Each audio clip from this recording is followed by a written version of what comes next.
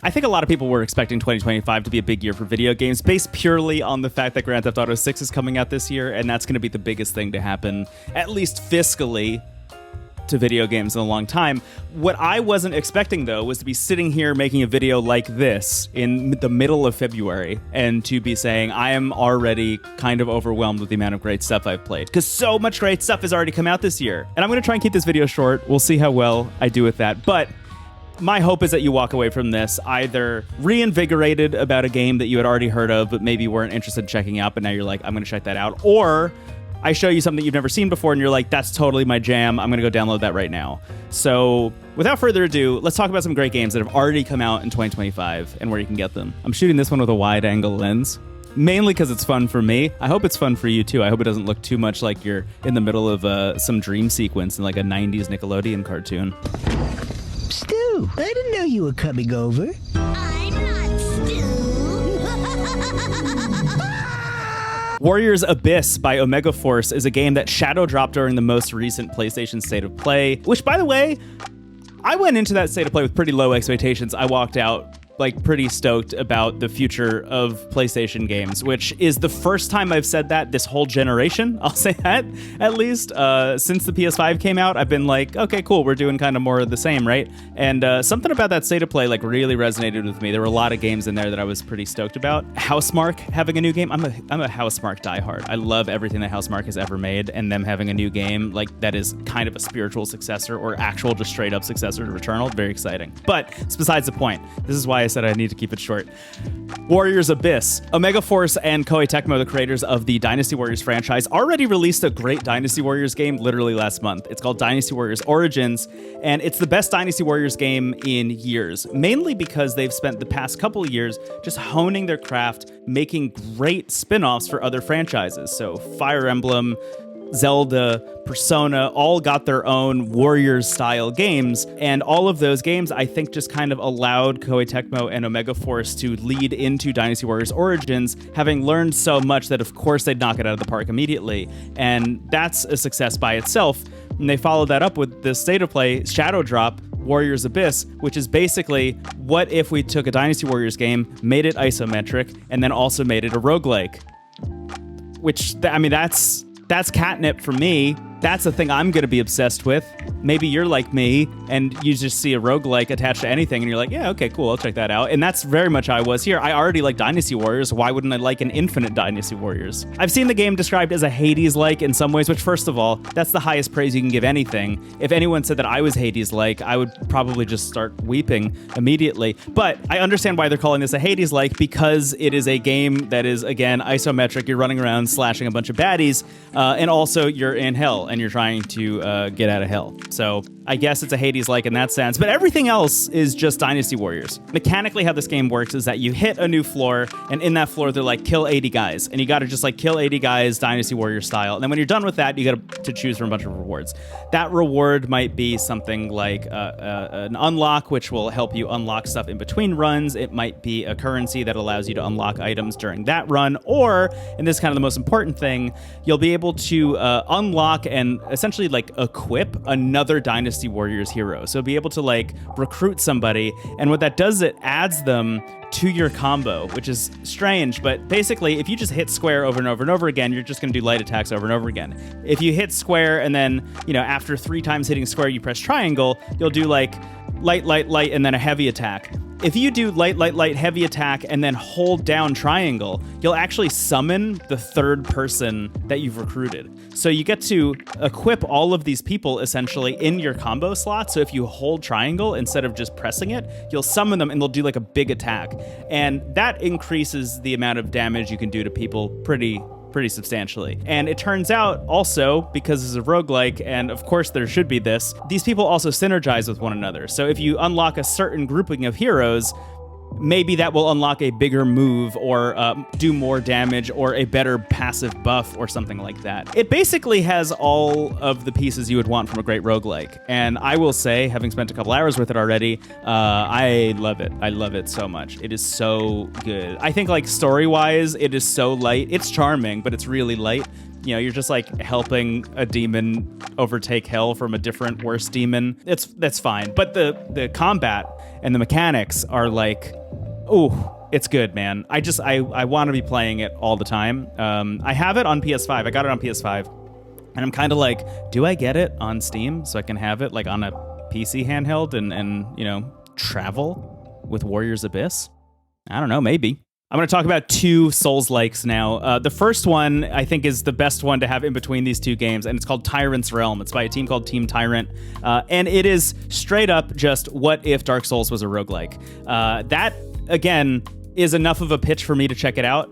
And basically what I learned while I was playing this game is that what if Dark Souls was a roguelike is a thing I think I've heard a lot, and I've never seen executed in such a like direct way as Tyrant's Realm. You're a prisoner, you need to escape the prison, you run around these levels, you kind of have Dark Souls combat as you fight these guys, and then there's like a big boss at the end, and if you can survive the boss, then you get to move on to the next floor, etc., etc., etc. There's like a weird shopkeeper who will sell you some stuff. Your runs are going to change constantly because your shield and your armor will increase, obviously like your attack and defense and stuff, but will also have a bunch of passive buffs or active buffs that you can equip. So that's how you're like building a build, and simultaneously, all of the weapons have their own unique movesets, very similar to Souls-likes. So basically, this game is exactly what it says on the tin, and they pull it off, and if you like what's on that tin, you're going to be very happy with Tyrant's Realm. I've been very happy with Tyrant's Realm. I actually think, and this is maybe hubris, I think it's a little bit too easy right now, and I'm kind of hoping they increase the difficulty. The thing that's wonderful about Tyrant's Realm is I think it's like $10 to $15. It's like pretty cheap. It might even be less than $10. It might be like $8. But I feel like I've seen it pop off enough, and I see enough people excited about it that I feel like there's going to be a lot of DLC or content updates or things like that. So I feel like the difficulty can definitely ramp up if they start to add more of like an end game kind of thing. But right now, I am loving Tyrant's Realm. I would recommend checking it out. The other Souls-like I wanted to bring up is a game called FlyKnight, which immediately, great art style. I love the kind of like framey, like choppy framiness of it. It almost looks like it's stop motion. It almost looks like claymation in some ways, but it is like very, very, very low polygon. One of the things that I love about FlyKnight is that on the Steam page, it says limb-based combat. And what they mean by that is that you can, if you have a certain type of weapon that does like slash damage, for example, if you're being attacked by somebody and you like hack at their arm will fall off because you're fighting a bunch of bugs, and all of these bugs' limbs just like detach essentially. This game is by Wababoy, is the name of the developer, and it's great. I'm really early on in it, but it really has its hooks in me. I'm excited to play a lot more of it, and it also runs great on Steam Deck, so check it out there. Speaking of games with unique art styles, the demo for this game is out right now. The full game is not out, and there's no release date yet, but Ruffy and the Riverside, I feel like is one of those games that comes along very infrequently where you see it and you're just like, I need to get my hands on that. The thing I always liken it to, and the thing we always liken it to on Into the Aether, a low-key video game podcast, is the reveal of Cuphead at E3, whenever that was. There was like an Xbox E3 event where they just showed like a sizzle reel of a bunch of games, and they showed Cuphead for like 8 seconds, and everyone was like, what is that though? I don't care that there's a new Forza. Show me more Cuphead. And I felt that way when I saw Ruffy in the Riverside for the first time. And the demo is out now. The developer was kind enough to reach out and give me early access to the demo, and I loved it. So Ruffy in the Riverside is basically an homage and evolution of like an N64 era platformer, like collectathon platformer. So something like a Banjo-Kazooie or like a Glover or a Croc or something in that vicinity. Ruffy and all of the other characters in the game have like a Paper Mario aesthetic. They're all kind of like sheets of paper running around. This game is, first of all, beautiful. The sound design and the music is amazing, and this demo really showed off that they like understand what worked about those games and why all of the other attempts at making them in the years since haven't really worked. I feel like a lot of people have tried to make homages to the N64 era platformers, and what you learn in doing that, I think, frequently, and I'm sorry to those of you who are diehards, but like a lot of those games don't hold up very well. So the question of like, how do you make a game from that era now and still have it hit and work and make sense? It's a tough thing to do. It's a tough accomplishment to pull off. And I do think that the team here has figured it out. This is Zocrates Laboratories is the name of the developer. And I really think they figured it out. Ruffy in the Riverside, like all of these games, has kind of its like one very specifically cool mechanic. And in this case, it's the ability to like inherit a material and use it on something else. So, for example, if you run up and you see a bunch of stone boxes that are like impeding your path to somewhere else, you can inherit the wood of a tree and then use it to like paint all of those stone boxes with wood and then turn them into wood, and then you can just like bust through them and make your way forward. There are a lot of really inventive ways that they use that, even in just the demo, but if you look at the trailer, there's like a lot more stuff that you can do there. I was really impressed with Ruffy and the Riverside. I'm really excited about the full release whenever that comes out. It's going to be on everything. It's going to be on like every single platform.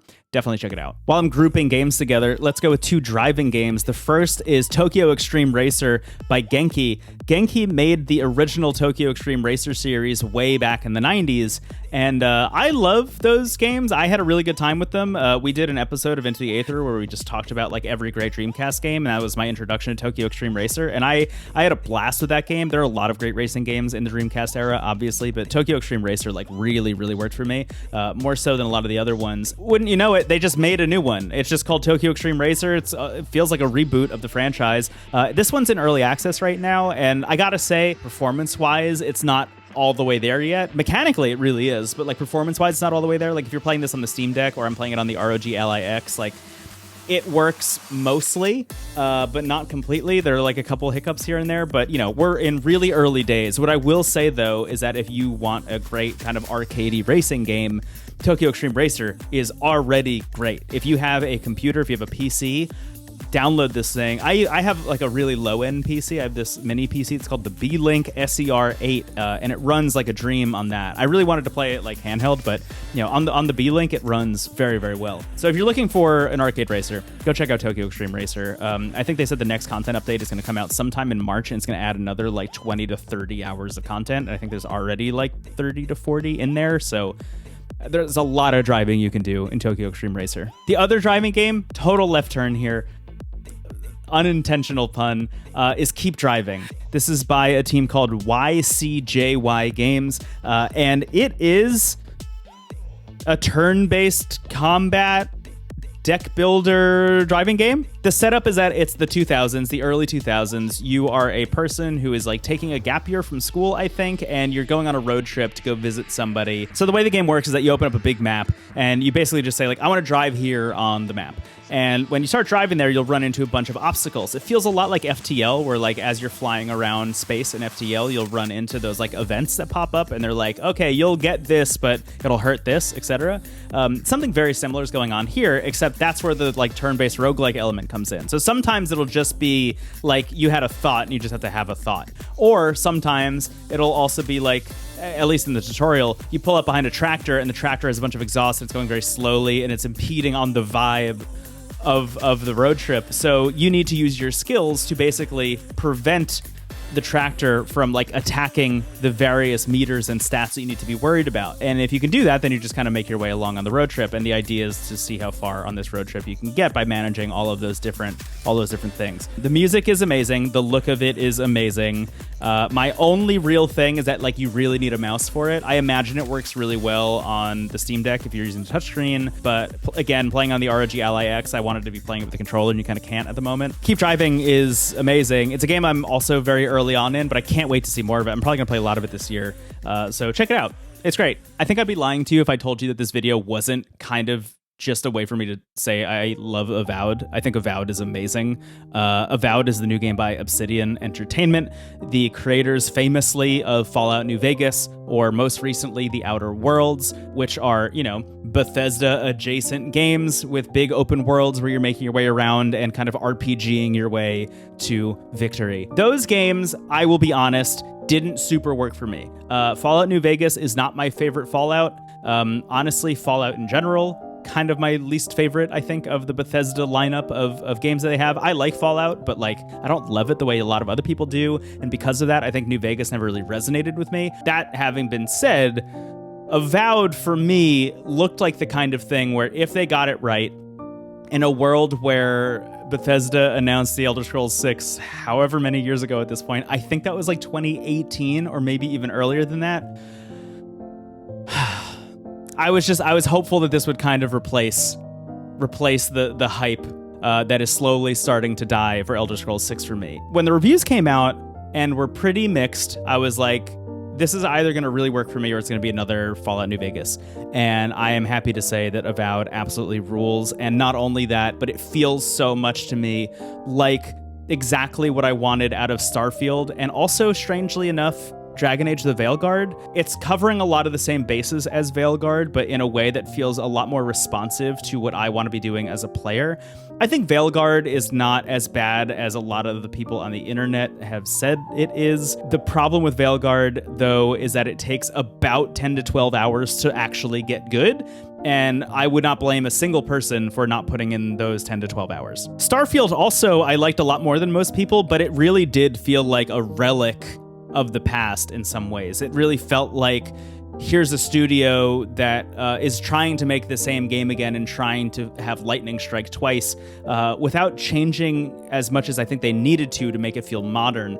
And Avowed makes all of those changes. It gives me everything I want from a character and dialogue and interaction perspective, where I feel like my choices matter and the conversations that I'm having with characters really are helping the role playing of it all. Like, I feel like I have a really good understanding of who my character is in this world, as the godlike, or the envoy, any of the things that they call you. Simultaneously, first of all, it's gorgeous. It's a beautiful game. It, beautiful fantasy world. It's the same world as Pillars of Eternity, with shades of like the movie adaptation of Annihilation, with Natalie Portman and Oscar Isaac. It kind of has that like shimmering, radiant rainbow thing going on. But aside from just how it looks, how it feels and how it plays is like so on point.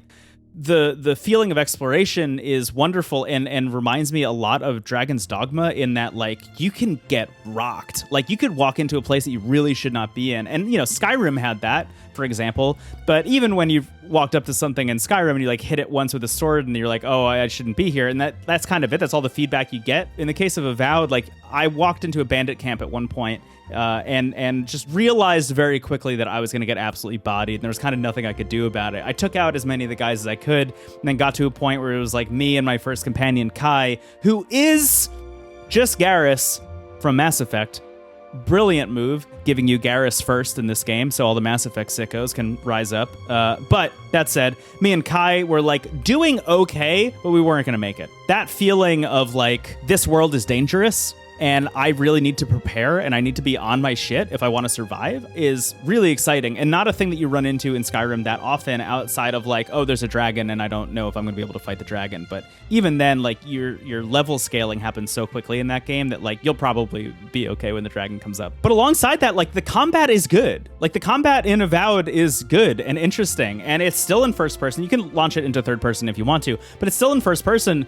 But the way that they telegraph enemy attacks and the ways in which you can like block and shield, and even the ways like guns and magic wands and grimoires work, is all really inventive and intuitive, and I just love it. Like I'm so blown away by Avowed already. I'm only like 3 or 4 hours in so far, but at least based on the reviews that I read, the more negative ones, a lot of them didn't love the balance of the struggle for resources and the struggle in combat and how difficult things were. And for me, that's like the charm. That's like part of why it's working so well for me, is it feels like a lot more hardcore than I was expecting. And it feels to me like a real successor to Skyrim. Like it feels like it can be that for me. Yeah, I love the story. I love the world. I am all about Avowed. I am very excited by it, and I can't wait to play more of it. The last one I'll shout out real quick, because I think it's funny, is a game called Stimulation Clicker.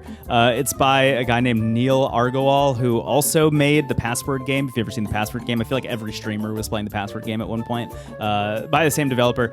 Stimulation Clicker is literally just an idle clicker game where you're just adding more and more and more stuff to the screen. So it starts off with like a DVD menu icon bouncing around your screen, but then you get like Lo-Fi Girl and Subway Surfers and somebody doing like a mukbang, and then a true crime podcast, etc., etc. It is deeply silly. It is very fun. It is free and available for your browser. I'll put the link down in the description so you can check it out. But yeah, Stimulation Clicker just made me laugh, so I wanted to put it in here. And those are all the games that I want to shout out right now. The one noticeable absentee is Citizen Sleeper 2, which I still haven't started yet, and I'm like dying to play. I think it's gonna be great, but it's another one of those situations where it's like I want to put more time into all of the stuff I just listed. So how do you find the time? I don't know. I will find the time because Citizen Sleeper 2 feels like it's going to be great. But that having been said, all these other games, especially ones like Avowed, are ones that I feel like I could dump, 50 to 100 hours into, especially the roguelikes. among them that are endless, technically. But that having been said, there are even more great games coming out this year. I have a bunch of games on a list that I'm like stoked for already. Monster Hunter Wilds, Xenoblade Chronicles X, that remake is coming out. Rune Factory, Guardians of Azuma, I think it's called. I really want a Rune Factory to like pop off. Like I really want... Rune Factory 5 didn't work for a lot of people, and I understand why that is. But I would love for one to be really great and for people to be like, yes, Rune Factory is here. Pokemon Legends ZA is coming out this year. I loved Pokemon Legends Arceus. I think that is maybe like the best Pokemon game in a long time. It really worked for me, at least. I know some people had grievances with it, but it really worked for me. And also, just while I'm talking about Pokemon, anything that launches on the Switch 2 this year, I feel like any Switch 2 game, like whatever that new Mario Kart is, sign me up for that. And then also Fantasy Life I, The Girl Who Steals Time, literally just got its release date announcement today as of the time of this recording. It's coming out in May. I love the first Fantasy Life. Talk about a game you could dump hundreds of hours into. If Fantasy Life I is even remotely close to as good as the first one, that's going to be something to watch out for, definitely. What about you? Are there any games that you have played in 2025 that I should check out? Is there anything that you're like, hey, you missed this one, you should probably get your eyes on it? Let me know. If you go and play one of these games and you come back and you're like, hey, that was great, please also let me know. I can make more videos like this every couple months if I just, wrangle up all the games I'm playing. I think that'd be a fun thing to do. But hey, if you're new here, maybe subscribe. If you're not new here, thanks for subscribing. And that's going to be it. Follow me on Blue Sky, maybe, or like read my blog or whatever. All those links are down below. I'll catch you later, everybody. Bye-bye.